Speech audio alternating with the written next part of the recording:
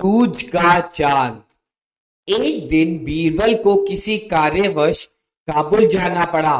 उनका पहनावा और चाल ढाल देखकर वहां के लोगों को उनके विषय में जानने की इच्छा जागृत हुई। लोगों ने खोजबीन की तो उन्हें पता लगा कि वह दिल्ली से आया वहां का कोई जासूस है। उस देश के बादशाह को इसकी खबर दी गई।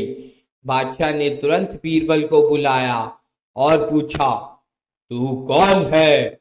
बीरबल ने कहा, मैं यात्री हूँ, नए नए नगरों को देखने की इच्छा से देश देश घूमता फिरता हूँ। तुम देश देश फिरने वाले हो तो बताओ, हमारे जैसा और भी बादशाह देखने में आया?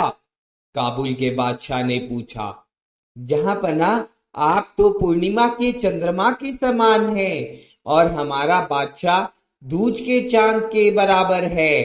बीरबल ने उस बादशाह की तारीफ करने वाले अंदाज में कहा। यह सुनकर काबुल का बादशाह बहुत खुश हुआ। उसने बीरबल को छोड़ देने का हुक्म देकर बड़े आदर के साथ अपनी सभा में बैठने का स्थान दिया। सभा खत्म होने पर बीरबल को वस्त्र और आभूषण देकर विदा किया गया। जब बीरबल लौटकर दिल्ली आए तो घर वालों को काबुल का सब समाचार बताया। यह बात फैलती फैलती बीरबल के शत्रुओं तक पहुंची और उन्होंने जाकर अकबर बादशाह के कान भर दिए। दूसरे दिन जब दरबार भर गया तब अकबर बादशाह ने बीरबल से पूछा, काबुल का सारा हाल विस्तार पूर्वक बताओ।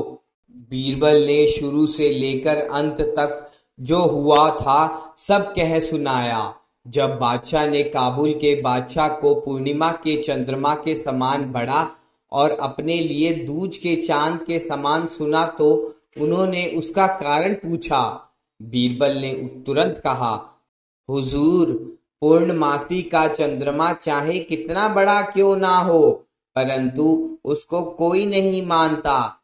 इसके अतिरिक्त वह दूसरे दिन से ही घटने लगता है। इसके विपरीत दूज का चांद बहुत छोटा होता है, तब भी हिंदू और मुसलमान बड़े प्रेम से उसके दर्शन करते हैं। उगते हुए चंद्रमा को देखने के लिए लोग आतुर होते हैं। मुसलमानी महीने का आरंभ दूज से होता है। नौकर लोग द्वितीय को शुभ मानकर उसी दिन से कार्य आरंभ करते हैं।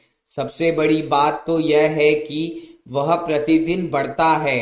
अब आप ही बताइए कि काबुल के बादशाह को पूर्णिमा का और आपको दूज का चंद्रमा बताने में किसकी प्रशंसा अधिक हुई? इस पर अकबर बादशाह बहुत प्रसन्न हुए और सभासद गण उनकी बुद्धि की प्रशंसा करने लगे।